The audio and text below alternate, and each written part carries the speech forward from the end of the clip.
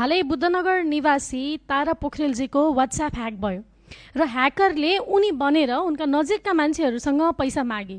उनको साख इज्जत सम्मानका कारणले सबैले ल हो त नि भनेर आपत परेछ त नि भनेर लाखौं पैसा एकैछिनमा पठाइदिनु भयो। त्यस्तै कुरा बुद्धनगर निवासी मोना पोखरेलजीसँग पनि भयो। यसैगरी सुधीरमान प्रधानजीको व्हाट्सएपमा आइपीएस एक्टिभ गर्न मेसेज आयो। त्यो क्लिक गरेपछि उनको बैंक अकाउन्टबाट पटक पटक गरी 10 लाख रुपैयाँ लुटियो। सामान्य सभामुख महोदय, यी लुटिएको पैसाहरू कुन ठाउँमा कहाँ गइरहेका छन्, कस्तो गिरोह छ यो, म सभामुख मार्फत सरकारको ध्यान आकर्षण गराउन चाहन्छु। र सँगसँगै यी समस्याको समाधानका लागि हाम्रो साइबर क्राइम ब्युरोलाई अलिकति स्ट्रेन्थन गर्नुपर्ने, इम्पावर गर्नुपर्ने पनि देख्दछु।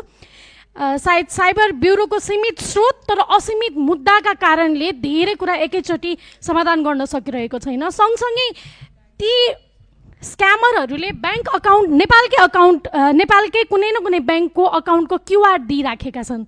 भनेको अर्थ उनीहरूले नेपालमा लेजिटिमेट रूपले नै बैंक अकाउन्ट खोलिरहेका छन्।